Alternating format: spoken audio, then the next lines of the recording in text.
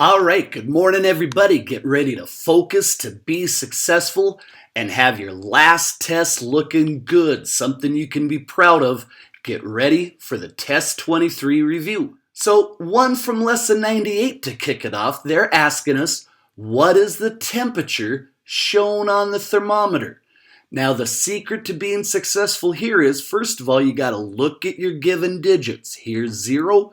Here's negative 10, so that's a difference of 10 degrees. Divide that 10 degrees by how many unit segments to find out what each little line is going to be worth. It looks to me right here that I have 5 unit segments, 10 degrees, so each line is going to be worth 2 degrees. If this is 0, this would be negative 2. And then the red stops at negative 4 degrees. So here we have one from Lesson 96. We're starting with 1/6 divided by 1/8. Remember the 2 rules for dividing fractions. Change divide into times and write the reciprocal of the second fraction. So instead of 1/6 divided by 1/8, I want to think of this as 1/6 times 8 over 1. Then just numerator times numerator. 1 times 8, that's going to give us 8. Denominator times denominator. 6 times 1, that's going to give us 6. Here's where all the practice on the mental math quiz comes in handy though. I have an improper fraction. Do not leave a fraction with the numerator larger than the denominator. So, how many times does 6 divide into 8? 1 whole time, and there would be 2 left over. So now we're down to 1 and 2/6. But I'm still not done because 2/6 is a pair of even numbers, right? 2/6, I can divide both sides by 2, so I don't want to leave it 1 and 2/6. It would really be 1 and 1/3. All our fraction problems, make sure you simplify and reduce when necessary. So what is the mean of 7, 9, 12, 10, and 12? Mean is another name for average. You can also look this up in your book, right? So we should know the 2 steps for finding an average. Add all the numbers and divide the sum by how many digits you added. So 7 plus 9 is 16, plus 12 more is 28, plus 10 more is 38, plus 12 more is going to give us a grand total of 50, right? But that's not the mean. That is the sum of the numbers. Then you got to go ahead and divide by how many numbers you added. I added 1, 2, 3, 4, 5. So divide by 5 to find the mean or the average. So the mean would be 10. Here we have one going to be pretty involved. It looks pretty easy, but there's going to be some steps. Remember, add the fraction side first. Simplify and reduce to make a mixed number. So 5/6 plus 5/6, that's going to start off pretty easy. I'll end up with 10/6. But that's an improper fraction right there, right? So 10/6, you got to go and divide the denominator into the numerator. 6 divides into 10 1 whole time. You'd have 4 left over, and the denominator stays the same, but I'm still not done because on that fraction, I have a pair of even numbers. I could reduce by dividing by 2, right? So it's not 1 and 4/6. I have to think of this guy as 1 and 2/3. So that's just the answer on my fraction side. Let's go ahead and don't forget the whole number side now. 1 plus 1, that's 2. But now I have to take the 2 numbers and add them together. 2 plus 1 and 2/3, That's going to give us a grand total of 3 2/3. I just added my two numbers together and ended up with a grand total of 3 2/3. Check out this one. Remember, coordinates, always figure out the x-axis first. If you're listing coordinates, you got to remember to use parentheses. But right now, they just want to know the letter name for the point 7, 5. So I'm going to go along my horizontal x-axis first till I come to 7, and then I'm going to go along vertically up 5. So what letter names 7, 5? That would be point E. One more on the same coordinate plane. Write the coordinates of point C. So we got to go along the x-axis first. Looks like C is lined up with 3. So I want to remember to list them in parentheses. So the x-axis is 3 for C. Then I go vertically up, and it looks like it is at 8. So my coordinates, when I list them separated by a comma in parentheses, would be 3, 8. Check out this one. The spinner below is divided into 6 congruent sectors.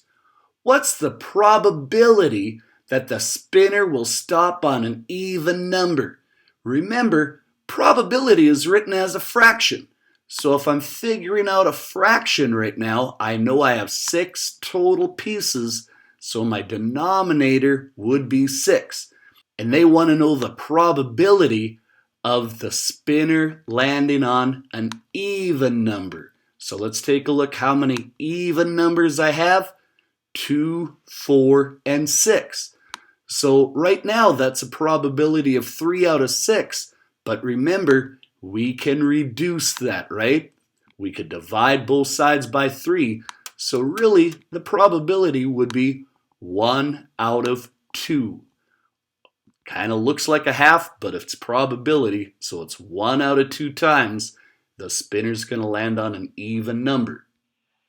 So here we have 345 thousandths multiplied by 100. We can use the ones and zeros multiple of 10 shortcut. Count the total number of zeros and move the decimal point over to the right, because when you multiply by a whole number, it makes the product larger. So I can move the decimal point over one place, over 2 places, and it can land right there. So when I write my number, am I going to say 0.34?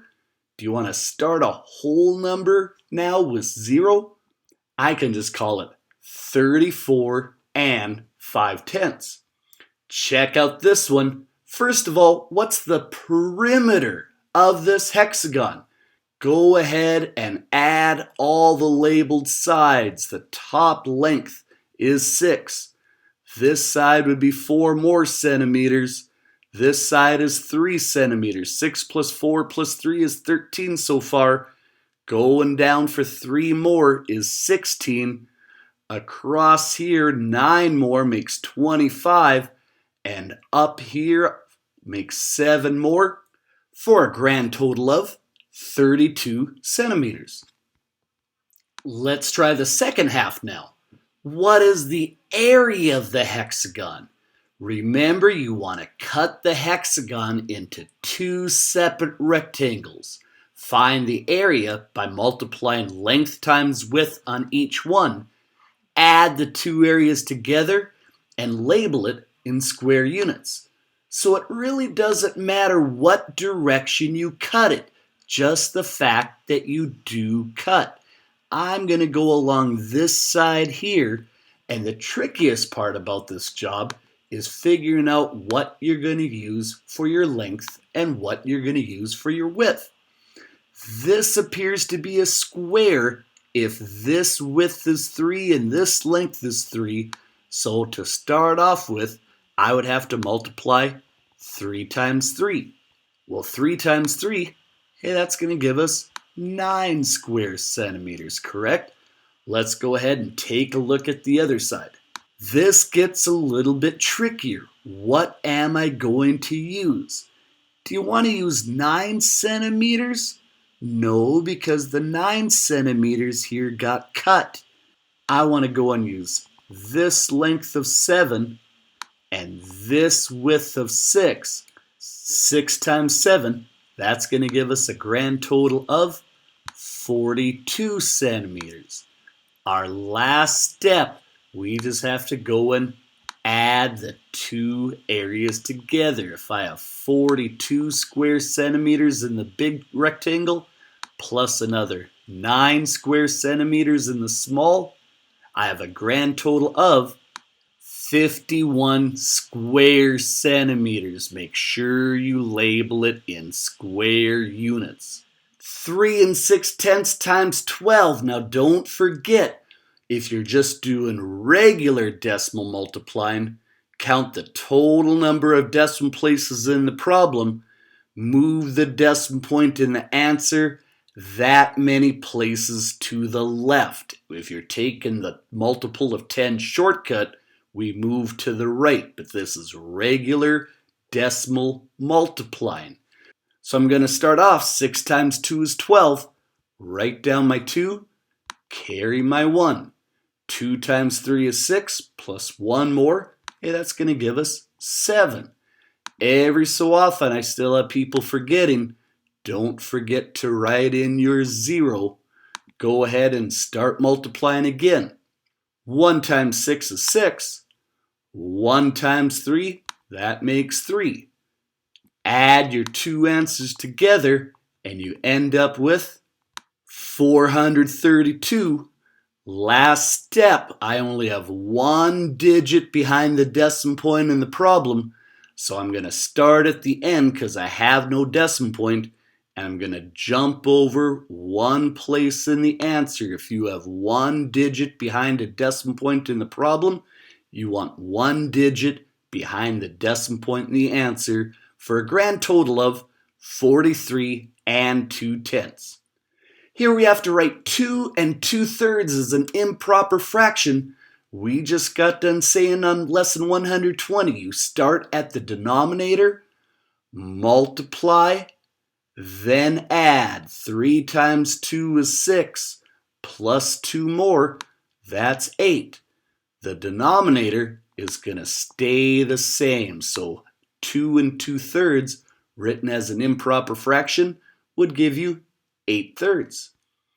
Which one of these is not equal to a half? Well, 5/10, if I reduced it down, is equivalent to a half. 50%, we should know by now, is equal to a half. 5/10, I'm hoping everybody knows, equals a half. 5/100 does not equal a half. Here we have to go and find the least common multiple of 6 and 10. Remember, the least common multiple is the smallest number that's a multiple of both numbers. So you're going to have to start off thinking about some multiples of 6 and then some multiples of 10. So multiples of 6 would be 6, 12, 18, 24, 30, 36, 42. Multiples of 10, 10, 20, 30, 40, 50, 60, with the smallest number that's a multiple of both would be 30. All right, here we have 5, 6 times 2/5. Pretty easy, just numerator times numerator. 5 times 2, that's going to go ahead and give us 10. Denominator times denominator, 6 times 5, that would give us 30, but we're still not done yet. It can't be that easy. Go ahead and reduce. The largest number I can divide into both 10 and 30 is actually going to be 10 because they both end in 0. 10 divided by 10 is going to leave us 1. 30 divided by 10 is going to be 3. So reduce down to its lowest terms would be 1/3. Here we have to go and estimate the sum of 8 and 1600ths. They want you to think, is 8 and 1600ths Closer to 8 or closer to 9? Well, 1/10 is not more than half, so 8 1600ths is closest to 8. 7 6800ths, is that closer to 7 or closer to 8? Well, 6/10 is more than half, so I'm going to use 8 here. And 14 9/10, is that closer to 14 or 15? 9/10 is more than half, so I'm going to choose 15. Then we have to go and add the estimated numbers. I have 8 plus 8 is 16, plus another 15 gives us a grand total of 31 for our estimated answer. And that, my friends, is the end. Go slow, go careful, have your last test to be something to be proud of. Well, that's all, folks. That's my line. Step aside, babe. Let a star do this. That's all! That's all, folks. Can I go home now?